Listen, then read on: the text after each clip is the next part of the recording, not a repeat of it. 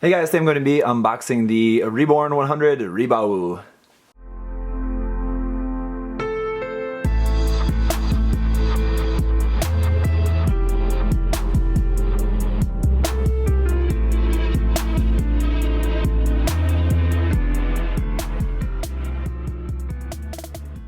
Yes, this is once again a premium Bandai kit, as evident by this monochrome box art. Here we have the Rebawoo. This was a design from, what was it? One of the short unicorn films that played before at Domji at Gundam Front Tokyo. I forget exactly which one that was, but anyway.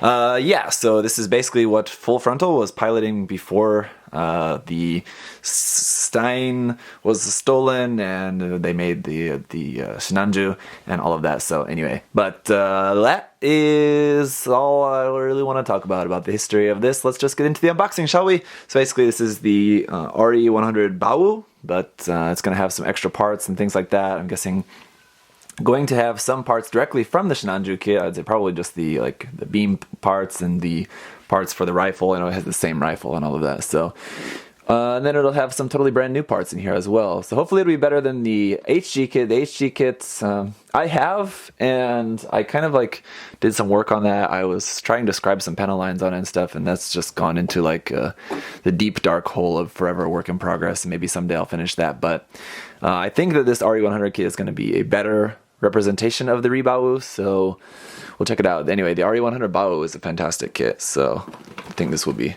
good as well. So as with most P-Bandai kits, it's pretty plain on the box art. Just we have a front and back image here on the side of the box. That's not always evident, or that's not always there, I should say. Why did I say evident? But anyway, and then just the name here on the sides like that. The price, 4,200 yen for this, so a little bit more expensive than just the regular Bawoo, and obviously this is the larger size box as well. But it's going to be, like I said, including some more parts in here. So, like, for example, these parts here, those rifle parts and beam weapon parts, beam effect parts, are probably all from the Shinanju. There's just regular Bawoo parts.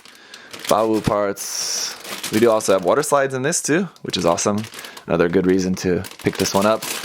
That looks like some new parts there. That may be probably all of the new parts. Maybe just might be located here just on this one runner, it looks like, aside from the Shinanju parts. But yep, this is all, oh no, yeah, this is all new too as well. So maybe 3, 4, quite a lot of new parts. These parts are not new. There's the stickers, of course, for the lining parts. If you didn't see recently, just not long ago, I did a video on how to do reverse washing. I did it in my HGUC Kshatriya Work in Progress 2 video.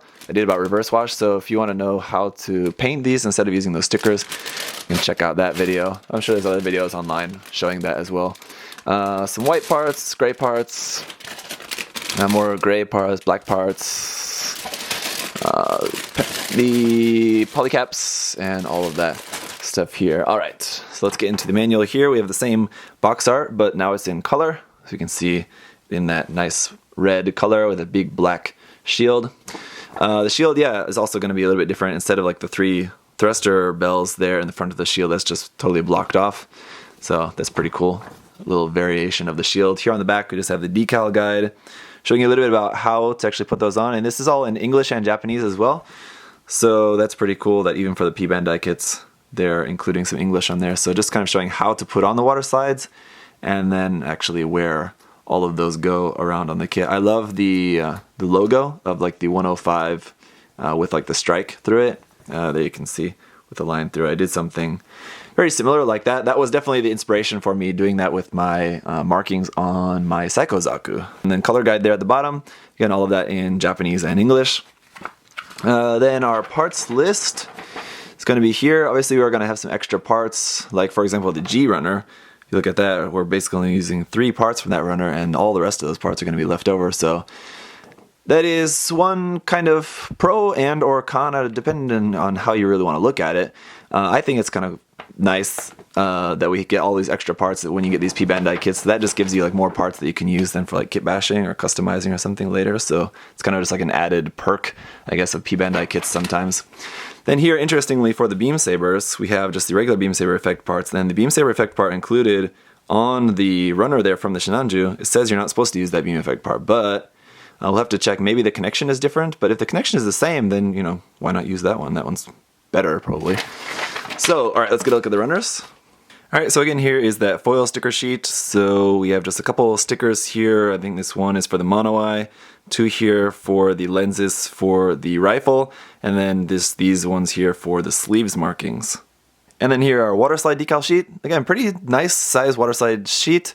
This one there for, where is that going, on the shield maybe? And then just some lining parts, and obviously that 10S, I guess actually that is, not 105, but 10S.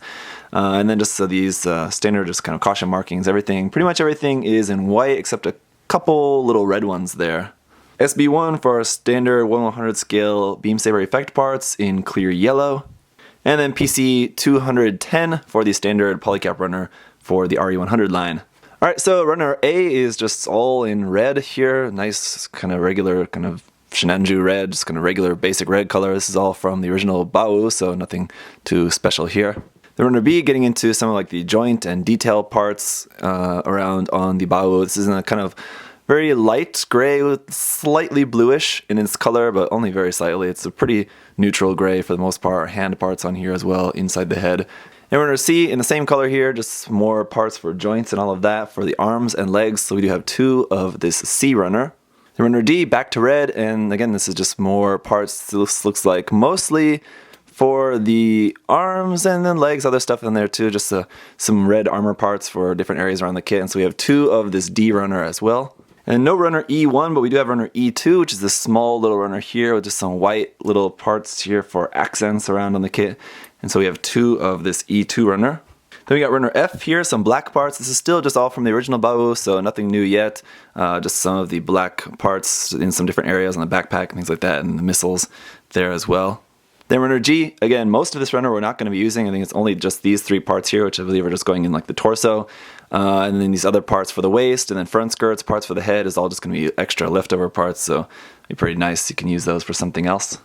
Alright, then runner H, you can see this runner is pretty properly chopped up. We just have a couple black parts here for the main part of the shield, part of the backpack, and then this the same kind of light grayish color here for some parts around here. Obviously, some parts we're not going to use, I would imagine. Alright, now runner I1, we're getting into new parts. So these runners are from now marked more specifically. So we just got new parts in here for the waist, new part for the shield, backpack, a new trigger finger hand there as well. We do have runner I2. So it's going to be a copy of this section here.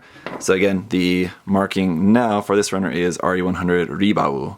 The runner J is all our parts for the rifle and the grenade launcher under that. So this one is as to be expected from the Shinanju kit. And it's marked as a little bit different color gray for this one, so that'll be nice that the rifle will be in a different color gray from the inner frame. Again, the marking for this, just the old MG1100 Shinanju from 2008. Alright, then runner K, obviously a totally new runner here. We have the sleeves parts for the cuffs on the arm, on the front skirts, and you can see the front skirts here, new front skirt parts where those will attach on.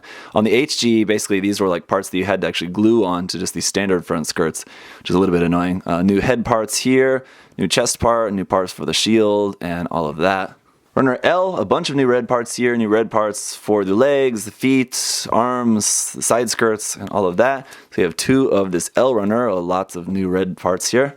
And then finally runner O. Now I don't remember how this was marked in the Shinanju kit, and I believe, possibly if I remember correctly, this was the same runner used for the Master Grade Verka Sazabi, but I don't remember, I'd have to look. But so this is runner O, but it's labeled BE1, so it's not labeled like specifically for the Shinanju or anything.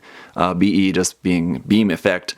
So yeah, we just have the beam effect part here for the beam saber handle as a different connection point. This is like just that rectangle little shape, so I'm sure you could definitely just cut that down a little bit to use this if you want. I'll try that out for you guys so we can test it out. But otherwise, these BMAX parts are amazing. They look great, so really love those. You can use those in the shield. And not sure if this is going to be able, if you'll be able to have the handheld axes as well. I'm sure probably, but I'd have to look again. I didn't think about that when I was looking at that runner.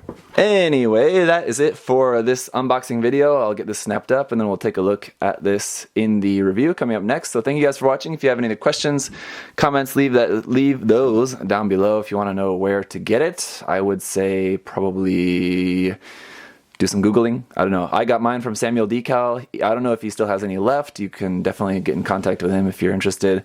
But I don't know offhand. But thank you guys for watching. See you next time. Bye-bye.